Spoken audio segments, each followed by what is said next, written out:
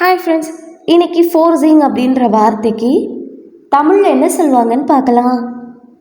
Forcing forcing இந்த வார்த்தைக்கு தமிழில் என்ன சொல்லுவாங்கன்னா, திணிக்கிறது, முற்படுத்துகிறது, கட்டாயப்படுத்துகிறது, ஒன்றை நிகழ்த்த வற்புறுத்துறதா இல்லைன்னா கட்டாயமாக்குறதா ஆங்கிலத்தில் ஃபோர்ஸிங் அப்படின்னு சொல்லுவாங்க.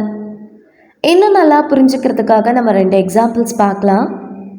First example, forcing the door open damaged it. கதவை வலியுறுத்தி திறப்பது அதனை சேதைப்படுத்தியது.